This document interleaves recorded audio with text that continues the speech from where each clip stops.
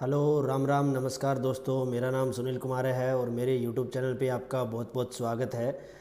जैसा कि हम सब जानते हैं, आज 7 तारीख को हरियाणा पुलिस का फर्स्ट पेपर हुआ है, जो कि मॉर्निंग शिफ्ट का हुआ है। वो पेपर मैं आपके सामने लेकर के आया हूँ दोस्तों। आज हम इस वीडियो के अंदर शिफ्ट फर्स्ट के पेपर के कंप्यूटर के सॉल्यूशन को हम कंप्लीट करेंगे दोस्तों।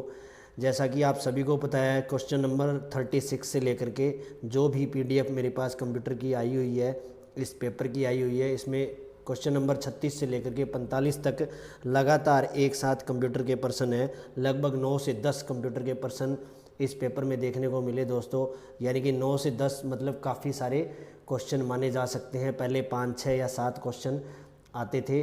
10 पर्सन आना या 9 पर्सन आना तो काफ़ी बड़ी बात है कि कंप्यूटर को काफ़ी वो तवज्जो दी गई है इस पेपर के अंदर। तो दोस्तों, क्वेश्चन नंबर 36 से लेकर के 45 तक हम सारे क्वेश्चन के सॉल्यूशन देखेंगे इस वीडियो के अंदर। लगभग 2 या 3 क्वेश्चन एडवांस कंप्यूटर से रहे हैं, बाकी सारे के सारे बेसिक हैं। तो सबसे पहला जो क्वेश्चन है, क्वेश्चन नंबर 36 देखते हैं दोस्तों। इसमें क्या पूछा गया है, पहली इलेक्ट्रॉनिक कंप्यूटर यानी कि ENIAC को किसने बनाया था? वॉन न्यूमैन ने बनाया था, जोसेफ M जैकवार्ड ने बनाया, JP एकर्ट ने बनाया, या दोनों A और B? तो जैसा कि आप सभी जानते हैं दोस्तों, वॉन न्यूमैन का तो सबसे बड़ा हाथ रहा था, या कंप्यूटर के विकास में सबसे ज़्यादा योगदान वॉन न्यूमैन का रहा था। जोसेफ M जैकवार्ड यानी कि जोसेफ मैरी जैकवार्ड का, इन्होंने एक स्वचालित बुनाई मशीन बनाई थी जिसको जैकवार्ड लूम भी कहा जाता है। तो ये दोनों ऑप्शन तो दोस्तों कट हो चुके हैं, क्योंकि इन्होंने तो वो स्वचालित बुनाई मशीन बनाई, इनका सर्वाधिक योगदान रहा था। JP एकर्ट के साथ में एक बंदा और था, John William Mauchly, JW Mauchly. इन दोनों ने मिलकर के ENIAC मशीन को बनाया था। तो इस क्वेश्चन का ऑप्शन नंबर C करेक्ट हो जाएगा। तो 36वां क्वेश्चन है, उसका option number C correct answer है दोस्तों। अगले क्वेश्चन की तरफ बढ़ते हैं। निम्न में से कौन सी स्टोरेज की सबसे बड़ी इकाई है? यानी कि अलग अलग इकाई दी हुई है, यूनिट्स दी हुई है मेमोरी की। मेमोरी वाले चैप्टर में से ये क्वेश्चन पूछा गया है, GB, KB, MB, TB। तो अगर सबसे छोटी इकाई की बात की जाए तो KB सबसे छोटा है इन ऑप्शन में दोस्तों। उसके बाद में KB के बाद में MB की बारी आती है, और उसके बाद में GB की बारी आती है, और सबसे बड़ी TB की बारी आती है। तो ऑप्शन नंबर D 37वें क्वेश्चन का सही आंसर हो जाएगा दोस्तों।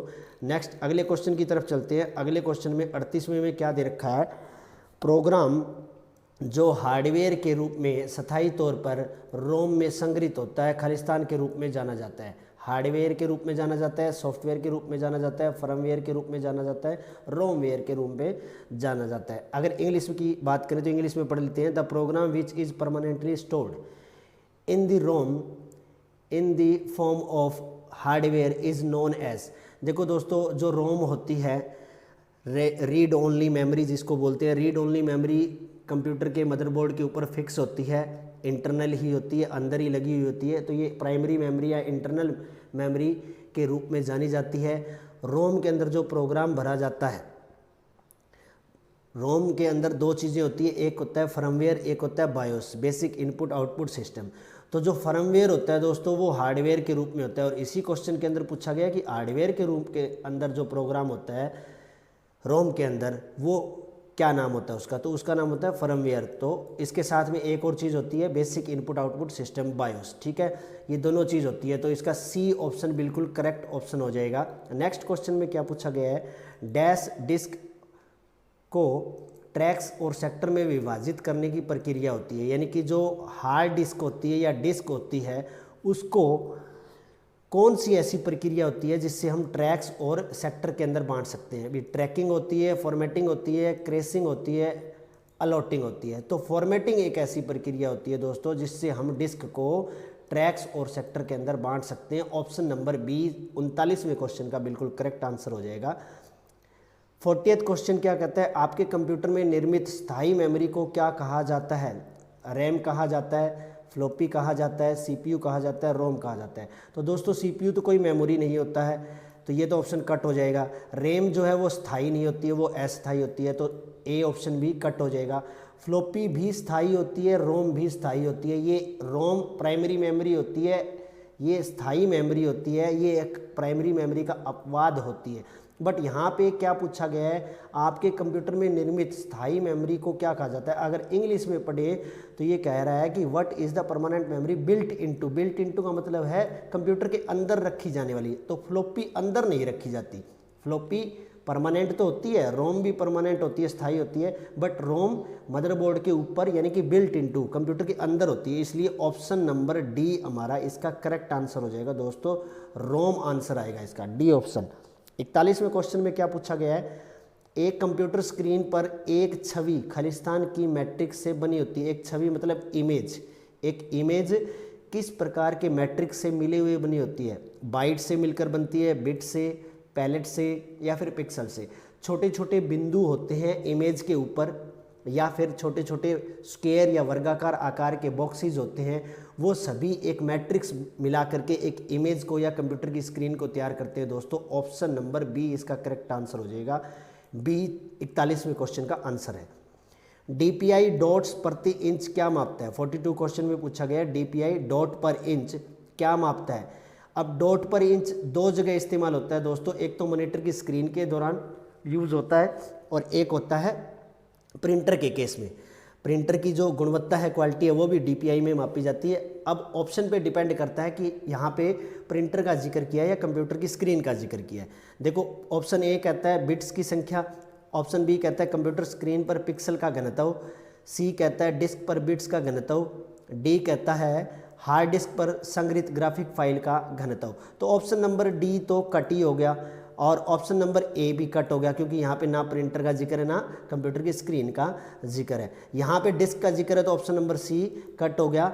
इन चारों ऑप्शन में दोस्तों प्रिंटर का कोई जिक्र नहीं है, कंप्यूटर की स्क्रीन का जिक्र किया गया है। कंप्यूटर स्क्रीन पर पिक्सल का जो घनत्व होता है उसको डॉट पर इंच या फिर पिक्सल पर इंच में मापा जाता है। तो यहाँ पे डीपीआई दिया गया, ऑप्शन नंबर बी इसका करेक्ट आंसर हो जाएगा दोस्तों।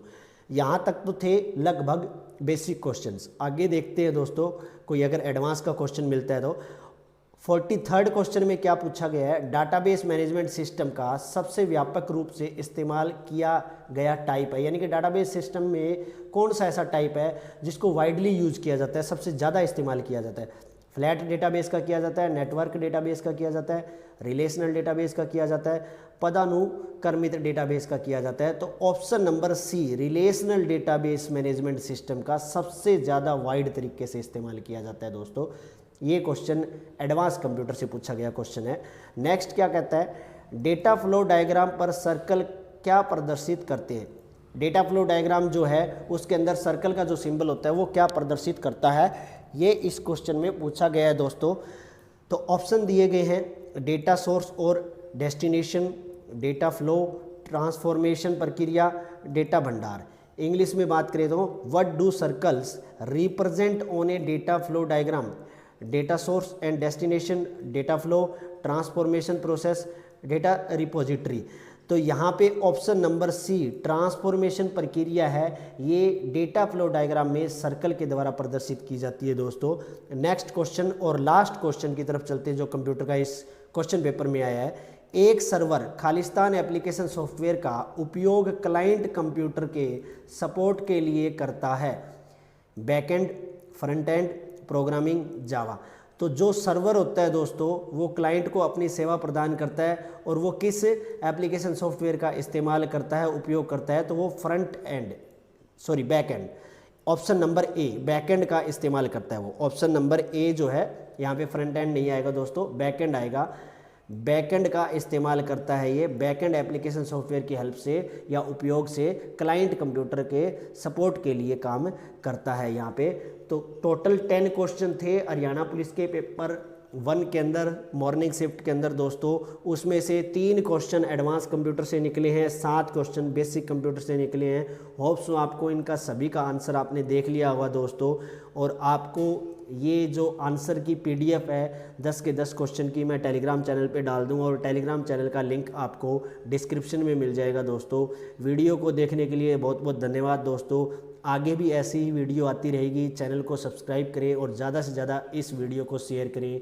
आप सभी का बहुत बहुत धन्यवाद। मिलते हैं नई वीडियो के अंदर।